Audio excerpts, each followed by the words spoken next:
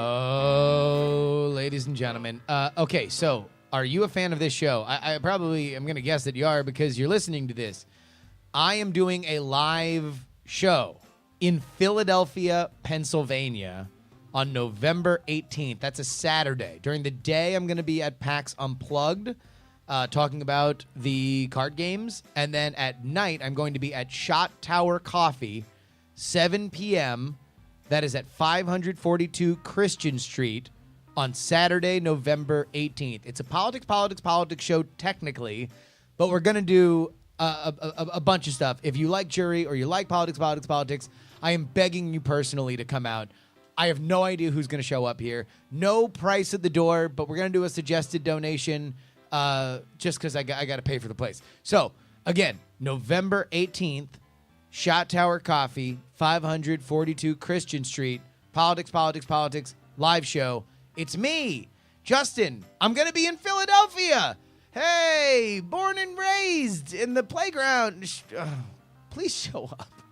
I'm so worried.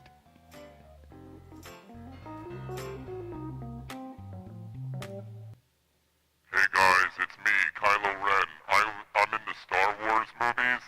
If you like this podcast, then please go ahead and support it at patreon.com/JuRY. It makes sure that Justin is able to do this for a living. I don't need Patreon as Kylo Ren because I'm in the Star Wars movies. I'm very famous. Anyway, see you later.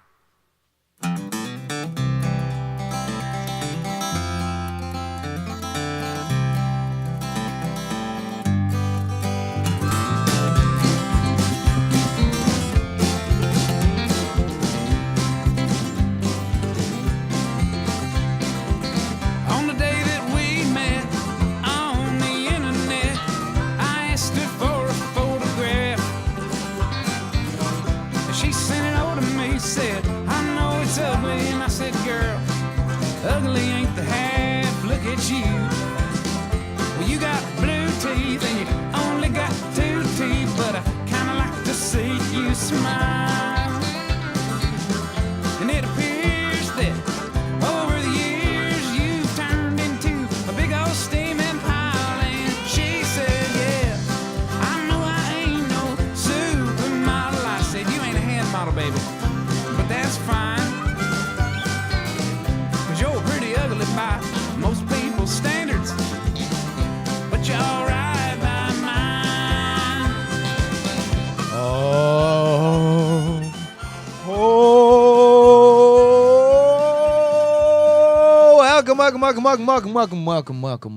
Welcome, everybody, to the Justin Robert Young live show. A lot of stuff going on.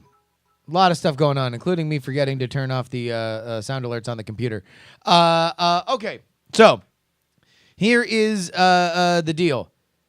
I am going to be traveling again. I can't believe I'm back on the road. I honestly feel like I'm back at the Go Game where I'm literally traveling every single week, and it's not going to end because we've got more traveling. As I mentioned up top, I'm going to be in Philadelphia in 2 weeks. What that commercial or that billboard that I did does not fill in is that unlike when I was on the road professionally, I don't know how to fucking book my flights anymore. And I almost fucked us and didn't get to PAX Unplugged in time for the talk that we are going to give about the contender. So if you are going to PAX Unplugged and you want to see John and I give our talk about how to lose $40,000 on a successful Kickstarter. It's a great talk. We're working on it now. I think it's really fun, and it's packed with great information. Then you need to be at PAX Unplugged on Friday at 3 p.m. The next Saturday, I'll be at PAX Unplugged Saturday as well. The next Saturday, I will be doing my live show in Philadelphia, Shot Tower Coffee, 7 p.m. Free with a suggested donation. Spoiler alert, the suggested donation is going to be $10. And then we'll hang out at the bar. We'll stay out for as long as Philadelphia is gonna have us, and then we'll piss off, and then I got to get back to San Francisco. But before that, I'm gonna be at BlizzCon for the first time ever. So there's got to be a few of you out there. Got to be a few of you that are going to be at BlizzCon as well. See my homie Kick Tripod down there. I saw him at TwitchCon give an awesome talk about how to podcast on Twitch, which I was very excited that there was representation of podcasting on the Twitch platform. And I hope that next year at TwitchCon, there's even more of it, because I think that there's a great, a tremendous and growing community. But this ain't about TwitchCon. This is about BlizzCon. BlizzCon is going to start what I hope to be a new tradition. A new tradition. I'm going to do it every con I go to. Dragon Con, South by, TwitchCon, BlizzCon.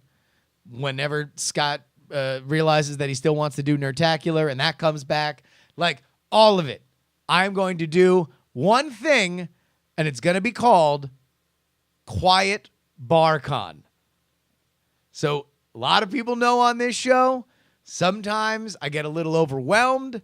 I just need a quiet place, and I feel like there is more of you out there than that will cotton to the idea of having Quiet Bar Con. So do me a favor. If you're going to be at BlizzCon, keep an eye on my Twitter, and I will announce as soon as I realize I'm going to scout out a little bit.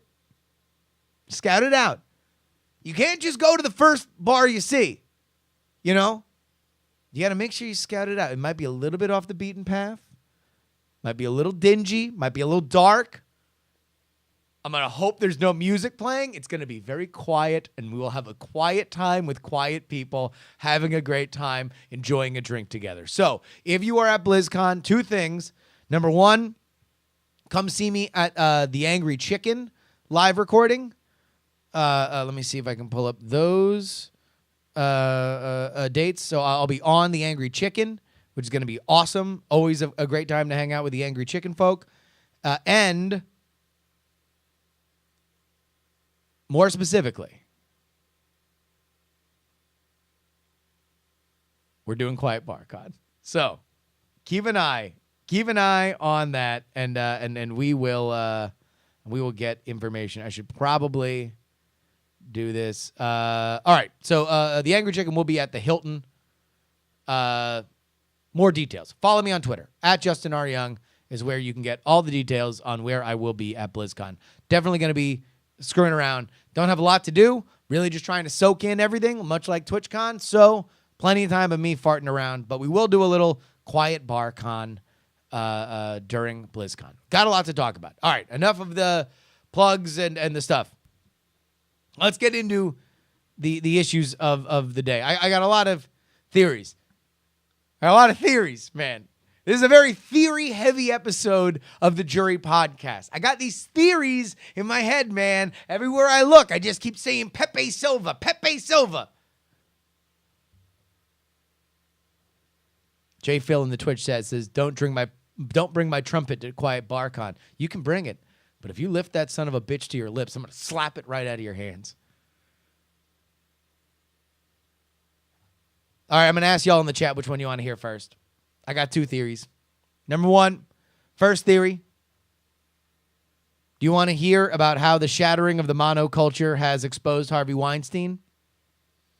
Or do you want to hear about how Super Mario Odyssey is really a story about the recovery from heroin? So either, do you want to hear about how Super Mario Odyssey is really a metaphor for Mario's recovery from heroin? Or do you want to hear about how the monoculture has exposed Harvey Weinstein? The shattering of the monoculture. Because they're both good. I feel like they're both good. I'm in a good theory space right now. we're seeing some Marios. We're going to start with Mario, okay? So for those of you who don't know, there's a new Mario game out. It's called Super Mario Odyssey. If you don't play the game, don't worry. I'm going to explain to you basically everything you need to know about what's happening. Super Mario Odyssey begins with Mario on an airship. We join our story and media res with Mario on an airship while Bowser seems like he is kidnapping Princess Peach and he is going to marry her. All right? Mario fights Bowser and loses when Bowser throws a hat at him. It knocks him off the airship, and he seemingly dies. Okay?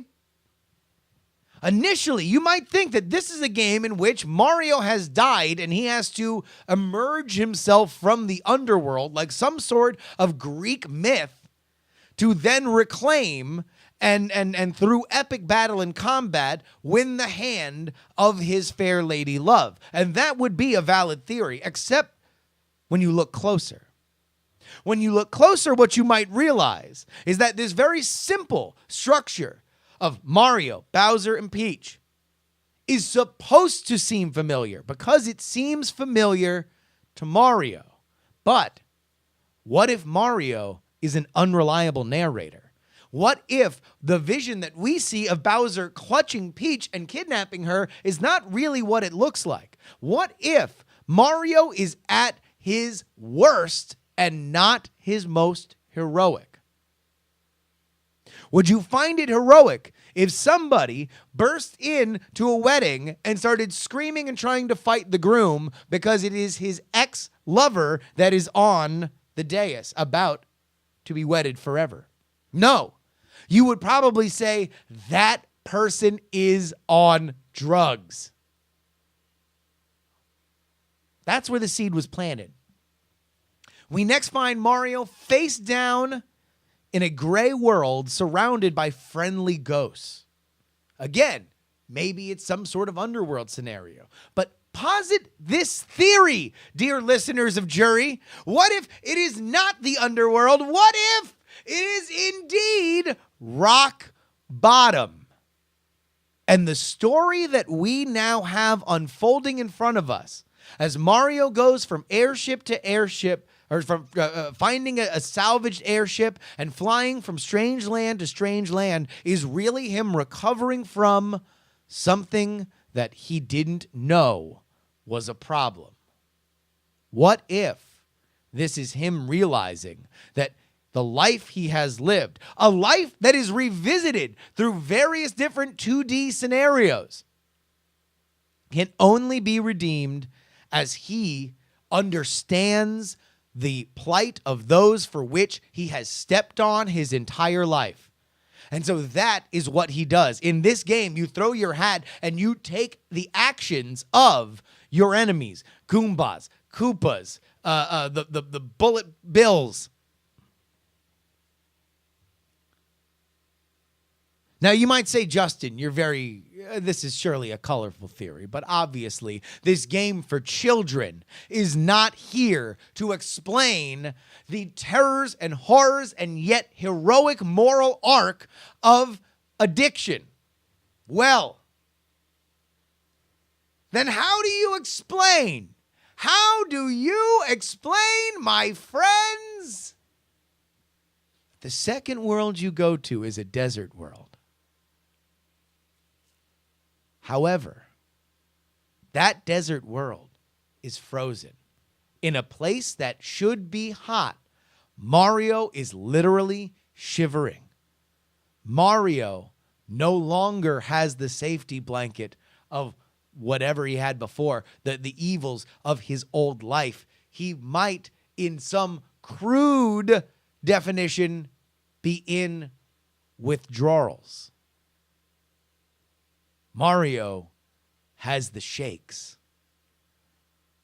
And it is through your heroic power moon gathering journey, through your understanding of the greater world, through the revisiting of all of your old ills, that you get to not only save the princess, you save yourself. 12 Steps to Mario. That indeed is Mario's Odyssey.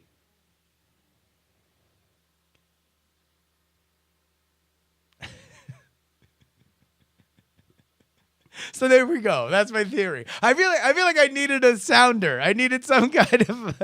I feel like I should have put that at the end. Why did I do that big epic monologue and then not put it at the end? That doesn't make any sense. I should have just like that is Mario's true Odyssey. Ladies and gentlemen, thank you so much. This has been a 15-minute show. I can't, how do I end? Okay, all right, let's just move on.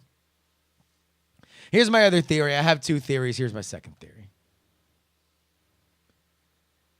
I've been thinking about all this Me Too stuff, right? All this sexual assault and Harvey Weinstein. And it got me thinking, why now? Why are these articles coming out? Why is there not the same kind of pushback? Why is the fire rising so fast that these people that almost assuredly have horrifying track records of sexual assault and worse? Why now? Why 2017? What's changed? The saddest part of all this story, beyond the systemic element of it, for which all these women have Me Too stories, is that in the industry examples, and this is industry-wide, this ain't just movies, happened to Mark Halperin with NBC News. In the wrestling media community, happened to Adam Blampier of formerly What Culture Wrestling, about to start a new company, and all of a sudden he gets down by a lot of this, and rightfully so. But what happened? And more specifically, not necessarily why now, but why not then? Why not in 1999? Why not in 2005? Why not in 2010? And to me, when you really think about what has changed between then and now, there is only one thing: the internet. The internet shattered the monoculture. There is no more big stage. Network television is gone. Cable television has been reduced to effectively high-performing YouTube channels. Radio is gone. Nobody watches movies unless they have a really good idea what's going to happen in it, which is why all we get is sequels and remakes. So, on one hand, we have always looked at this, the shattering of the monoculture, as, possibly a bad thing. Will we ever have a Beatles or a Michael Jackson again? Something that we can all toe tap to, an art that binds us instead of joining up in little tribes where everybody thinks that everybody is a gigantic celebrity, and in general the stakes are a lot smaller because the bigger pie is so much more limited. Or we've looked at it, like I do, as fantastic, because now I don't have to wish that I get on a larger platform. I can continue to look at my platform and say, you want to know what? They're coming down and we might meet in the middle. But I never thought of it like this. What about the people that guarded those gates? What happens when you're royalty and all of a sudden the power of your kingdom declines? Nobody's challenging that you are the head of it. People are challenging whether or not they give a shit. So for tyrants like Harvey Weinstein, who lorded over his little corner of Hollywood and made sure that women did not tolerate his horrifyingly illegal behavior, were blacklisted and their careers were damaged, sometimes irreparably. What happens when he doesn't have that power anymore? What happens when nobody's afraid anymore? This happens. It is the shattering of the monoculture. For this reason, you have heard me say it on this podcast. You have heard me say it on the politics podcast. And I will say it one more time for any and everybody who wants to listen. There is no power in this world except projected future power. Does not matter how powerful you are now. It does not matter how powerful you were then. What matters is how powerful you will be tomorrow. It's why confident people can get more out of life than people without confidence. Because if you can convince those around you that they are screwing up because you will have future power, well, that's currency in and of itself. So it's not that Harvey Weinstein is not powerful now, but he is certainly less powerful than he was back in 1999. So if that's happened over the past whatever years, 18 years, then what happens 18 years from now? What happens 10 years from now? What happens 5 years from now? Harvey Weinstein doesn't control Netflix. Harvey Weinstein doesn't control YouTube. Harvey Weinstein doesn't control Hulu or Amazon. You can go have a career if Harvey Weinstein blacklists you. And if you want to know why all these are coming out, it's because not only are the people that are speaking not afraid of him, but here's something that might get dropped on you. It's because the magazines and newspapers who are running this story aren't afraid of burning him as a source, or, here's something that doesn't get talked about a lot, burning him as an advertiser. Because if you're the New Yorker, if you're the New York Times, if you're Variety, if you're the Hollywood Reporter, guess who buys ads come Oscar season?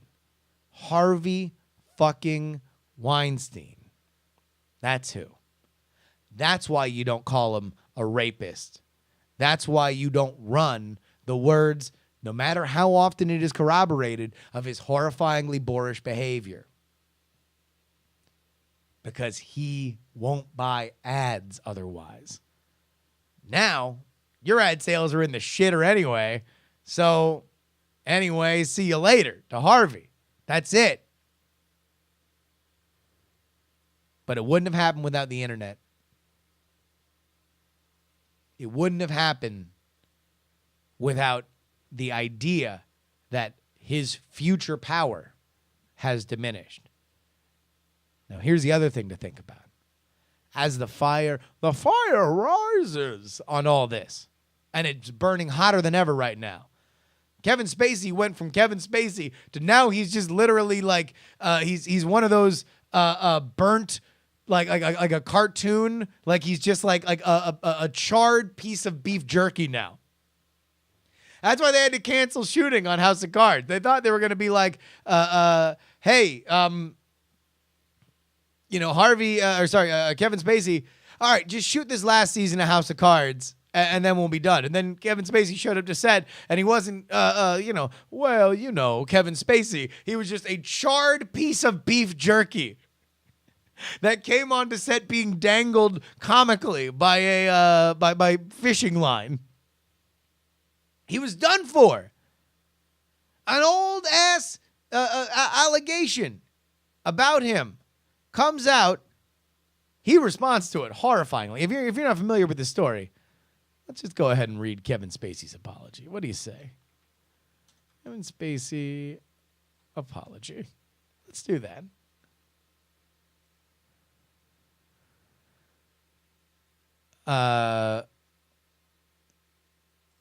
Here we go. Actor Anthony Rapp has accused Kevin Spacey of making sexual advances on him when Rapp was 14, BuzzFeed reported Sunday. In an interview with BuzzFeed, Rapp said Spacey picked him up, put him on his bed, and was trying to get with me sexually in 1986. Spacey was 26 at the time.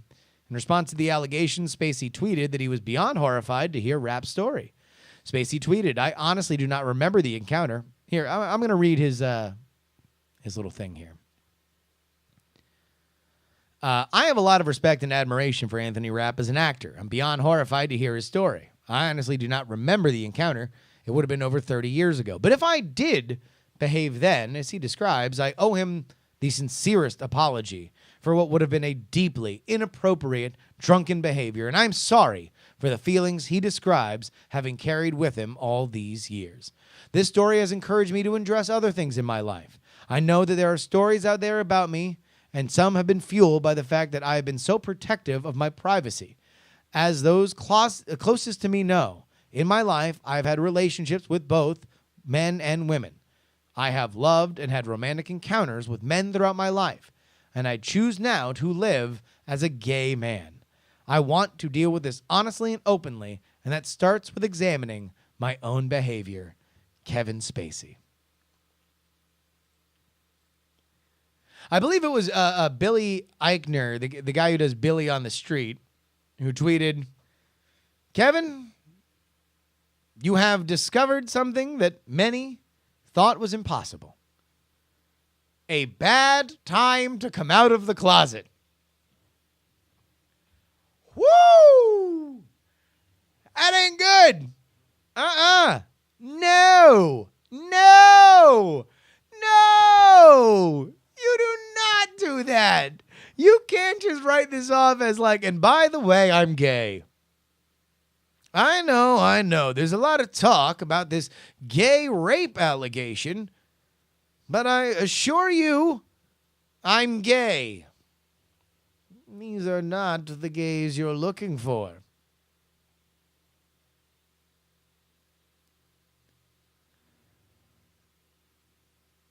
Yeah. About that, Kevin. Not going to happen, man. And so all of a sudden, everybody pours out. And also, it's like a lot of these people that are getting lit on fire now is these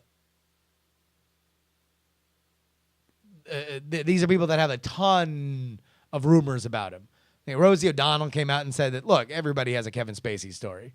There were like waiters and waitresses that are like, yeah, no, he was bad. He was bad. Seiden says, how else is he supposed to address the accusation? That's a good point. Number one, I will say this. I did not know that he wasn't out. I assumed he was out. I always just thought of Kevin Spacey as a gay actor. Like, that was just who I was unaware. I was unaware that there was this ambiguity about it because it's been, joked about and reported about him being a gay guy. I mean, that's fine. I just always assumed. But how is he supposed to address that accusation? Number one, there is always the option to not say anything or to say, I am addressing the problems in my life and I am, I'm not gonna, or I'm going to look into them. I fucked up. I mean, here's the biggest thing for an apology is you have to apologize. So there's the first one. So if he's like, I don't remember, but if I did it, I'm really sorry.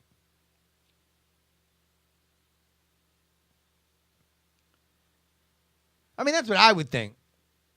But then again, I think his problems go further than just this one accusation. Because I get the sense by the way people are reporting this that there's a lot more out there. So he's over. He's done. What's interesting about Spacey, though, is that he is currently relevant. So how high do these flames go? And to bring it back to the initial point, do the flames rise high enough so that those who do have future power. The young on the make power brokers. The people at Netflix, the people at Hulu, the people at Amazon. Do they get this as well? Does it touch them too? My guess is it does more than it used to because more people are in this game than before. All right. Let's oh my God. You know, sometimes I just put stuff in this doc throughout the week, and I just don't realize that I'm like overloading on heavy issues. So I've already ruined Super fucking Mario with heroin addiction. All right, I've already turned It's a Me into Train Spotting. That's a great one, Gerbs. And then you went right to Harvey Weinstein and sexual assault. Okay, good. That's fine. Listen, let's lighten up the mood here, right? And now here comes the plate spinners. Let's squirt a little seltzer down my pants to get everybody having a good time. What's my kicker? What's my what's the new thing that we can go into the fun game? Guess what, guys? I got a game. I have a game that we can all play. All right. Here's the game. It's called Is This Story About 9/11?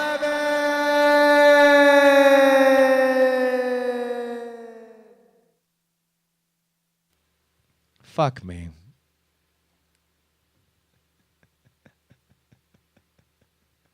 Why did I think this was a good idea? Why on earth did I think this was a good idea? This is the stupidest idea. This is so dumb. All right.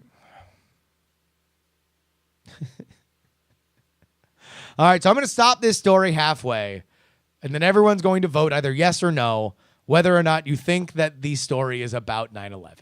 Okay? Here we go. Oh, fuck.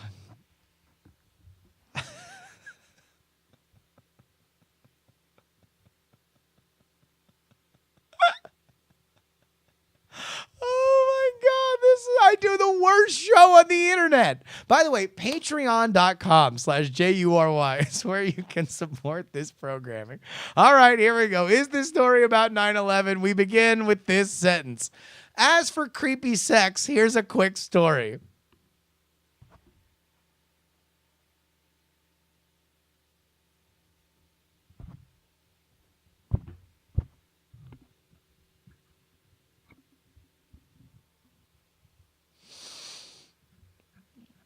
Way back in my single days, I was dating a girl who was just sex personified. I'd been in a long-term relationship and that was very stable and not very adventurous, but this girl was, to my limited view, experience beyond anything I imagined. Anyway, one night we're at a party in Windows on the World, the restaurant on top of the old World Trade Center. One thing leads to another, and we ended up having sex in the bathroom. When we were done, she told me that a guy was watching us the whole time through the door.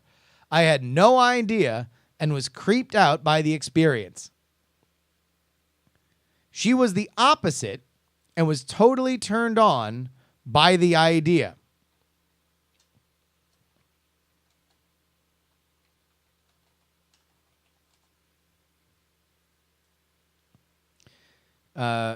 She then told me that she wanted to try other situations where people could see what we were doing.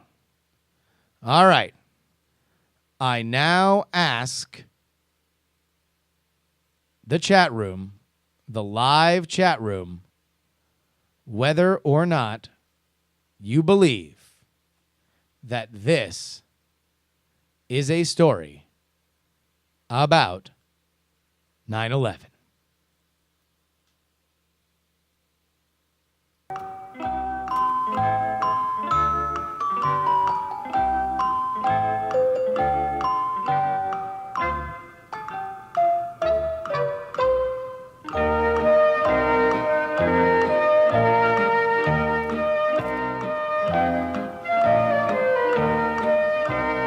All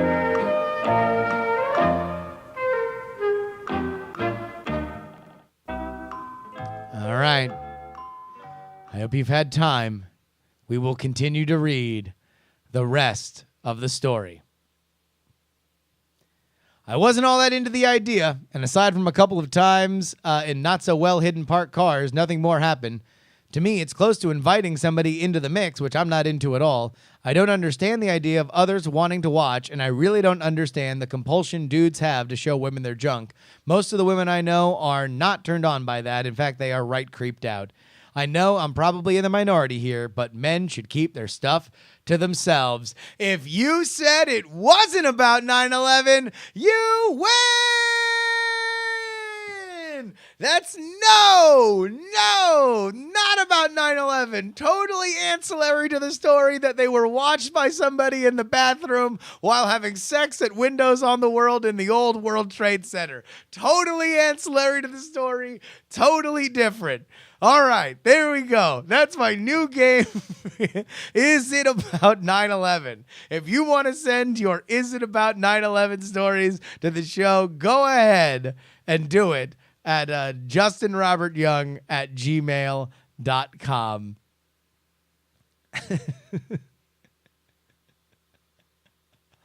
Oh, my God. This is such a heavy show. Such a heavy show. I don't know. I mean, I have no idea. Oh, man. I'm excited for BlizzCon, though. I am. I want to make this. I mean, somebody throw me a lifeline.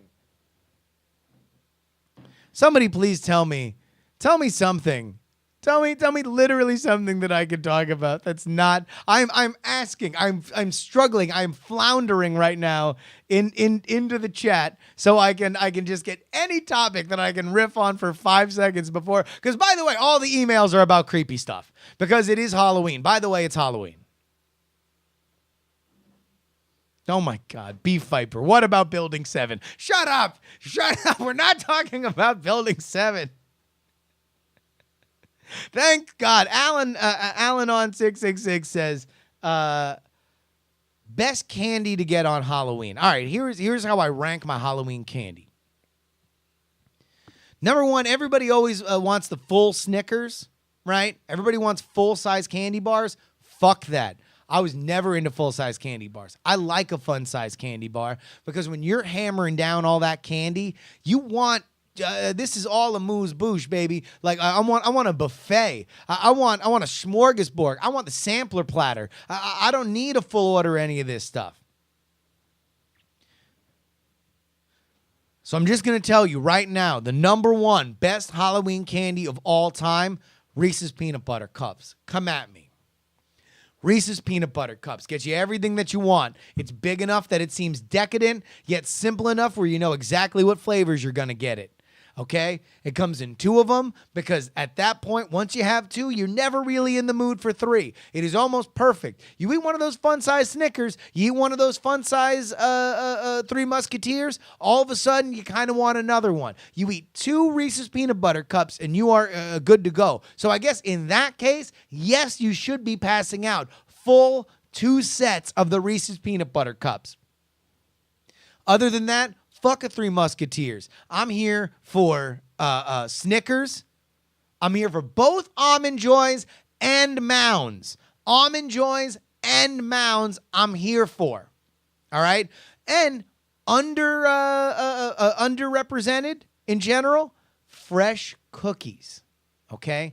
This is another one, all right? You just go ahead and make some, just pop some fucking, keep them Toll House cookies running the entire time, handing out some fresh-ass cookies. That is what's up. Because here's the other thing about a fresh-ass cookie. You're going to eat that going from house to house. That is an in-the-process treat. You're not throwing a full cookie in your bag, right? It's not packaged up. Now, I don't know where that ranks when it comes to, like, parents. Like, parents might want only wrapped candy for their kids. But if you were, like it's a closed neighborhood, small neighborhood, everybody knows each other, fresh cookies. You know, I think it's going to be just as much. In fact, it might be cheaper than getting candy for the kids.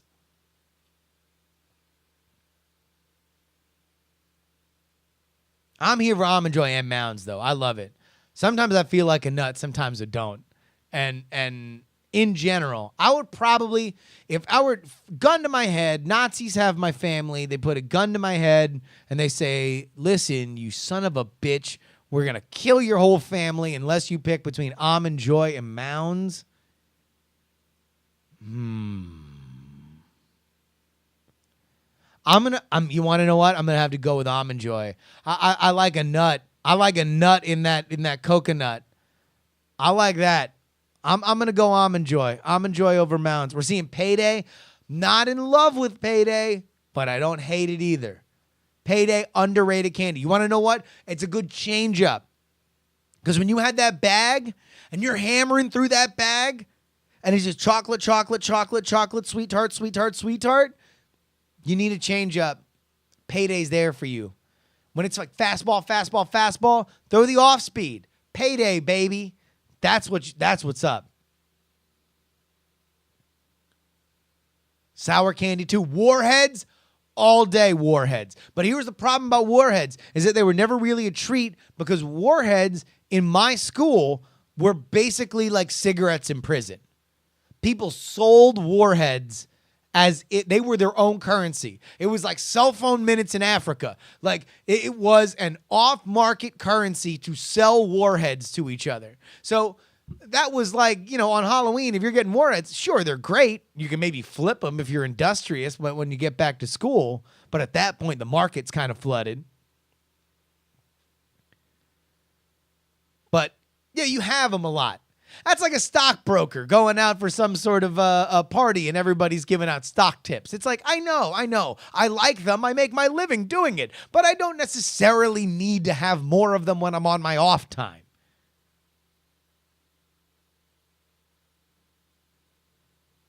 I'm shocked. If I'm curious about this, were warheads also currency in your school's experience?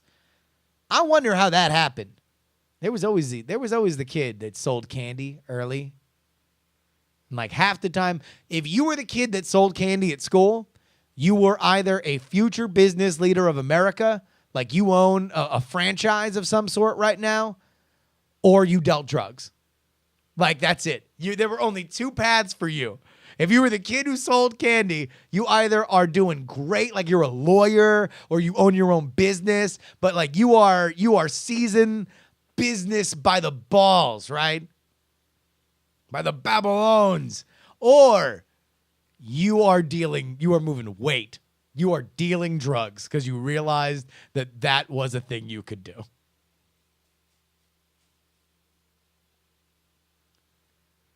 All right.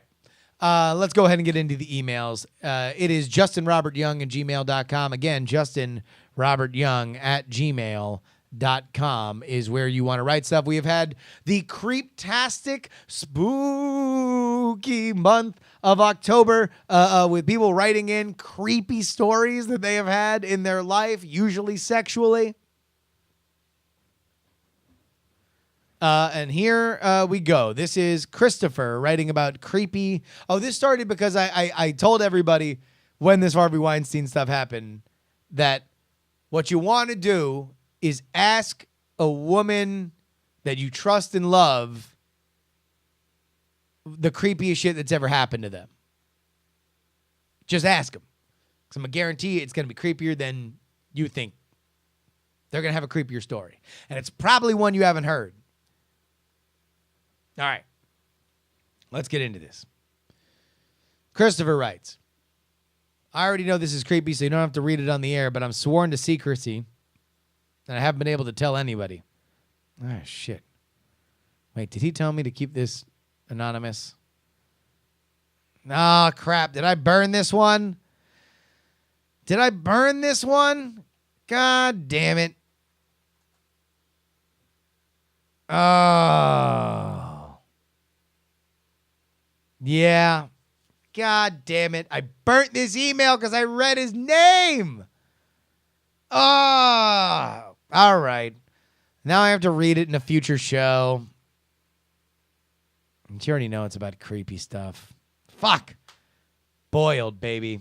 I fucked myself. Congratulations. I played myself. Oh man, it's yeah, right.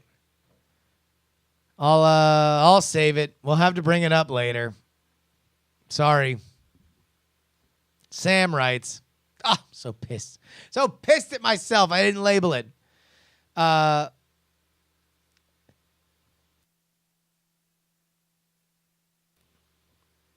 right, here. Big Jim. Big Jim writes, last weekend, someone from Michigan said that one of their state's superpower was euchre. I said Ukraine. A million people corrected me on this. So I apologize that I did not say the word euchre correctly. But Big Jim says, sorry, Mishies. This is actually a game that was popularized by the Pennsylvania Dutch, although it's pretty common in Ohio, too. And he asked if I should ask my wife, who's from Columbus, or from north of Columbus, whether she's ever played euchre. What I will say is that a Michigan left is a pretty crazy thing, specifically when you're in Toledo on the border with Michigan, and people are doing it all over the place. Big Jim goes on with the hashtag #MeToo. I applaud you asking the question of how we as males are responding to this. I want to say I'm sorry, but I didn't do. I want to say thank you for sharing your story, but that sounds kind of weird. So how do you congratulate somebody on a Me Too post? He doesn't know the answer, and neither do I. As for carp fishing, so this was a story that I read about, is a magazine feature about how this chick was catfished by this asshole, and so then tracked down the guy whose pictures he was using, who was like this Italian model, contacted the Italian model, and now they're dating. So she found love with this guy. But she was also describing herself as middle class, but she has a family house in France, and she would go on dates. They mentioned these dates without there being any qualifier that, they went midnight carp fishing. Because that's a regular-ass, middle-class thing to do on a date. Midnight carp fishing.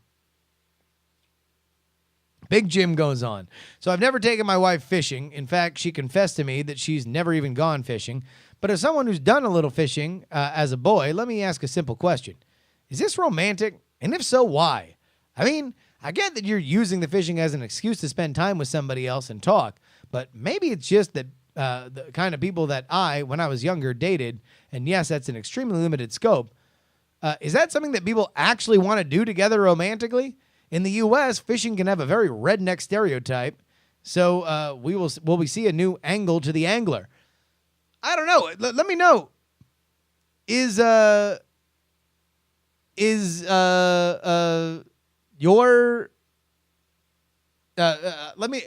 me ask this question. Do we got any farmers only motherfuckers listening to this show? I need to hear from the farmers only people. I want to hear from the Christian mingle people. I want to hear from some red state daters. Red state daters. Holler at your boy, JustinRobertYoung@gmail.com. Put JuRY in the subject line. Is fishing an acceptable date?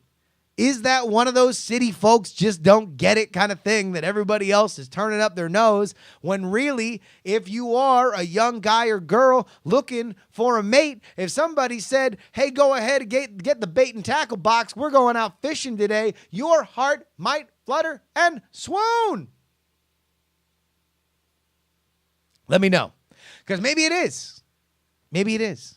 Maybe this is more of a middle-class thing than I think. Maybe I'm a city mouse. I want to talk to country mouse. Holler at you, boy. We're getting some people in here saying, yeah, fishing and hunting. Good dates. Good dates. All right. Davin wrote in with his state superpower. I live in Vancouver. It's about 3 hours drive north of Seattle, so I am decidedly in the Pacific Northwest.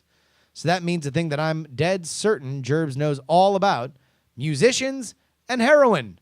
It's not exactly a new thing in the end of my world, but that doesn't mean it hasn't slowed down. Case in point, this greeted me one day on my way home from East Vancouver, about 100 miles from my house in 2015. So let me go ahead and see what the hell he is talking about Oh, look at this. There we go. We'll show this. This is just a picture of a power pole with a heroin needle stuck into it. That's what we like to call alley darts.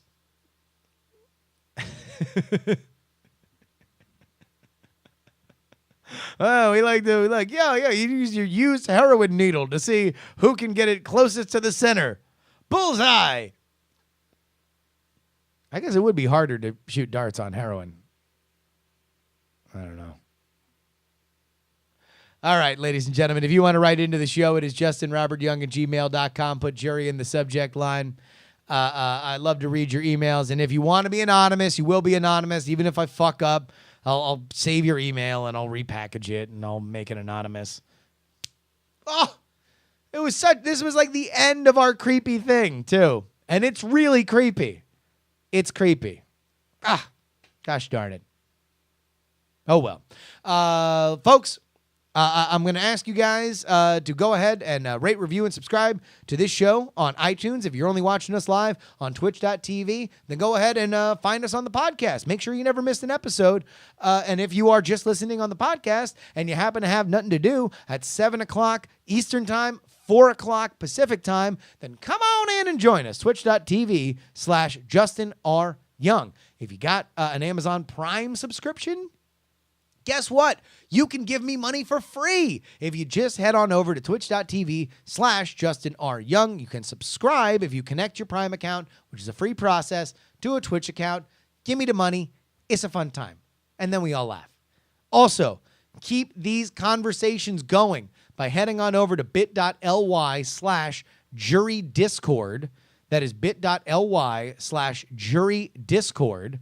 That is where you can join our Discord. If you're not familiar with Discord, don't worry. If you're familiar with Slack, it's basically Slack for your off hours. It's where you can do a bunch of fun Slack-like things, but in this thing called Discord, we've got a great JuRY community. If you like to talk about this show and the stories we talk about on this show, if you want to talk more about the politics show, which I do as well, that is where you can find all of this. Head on over there right now, bit.ly/JuRY Discord. All right. I think that about wraps this up. Ladies and gentlemen, if you've got bizarre theories about Super Mario Odyssey, What do you say we both just leave? if you've got bizarre theories about Harvey Weinstein, Is there more here left to see? if you thought a 9/11 bit was going to bring things into a more humorous light, Am I that different? if you fucked up the creeptastic Halloween bit, well then, ladies and gentlemen, my name is Justin Robert Young, and I am reminding you to please don't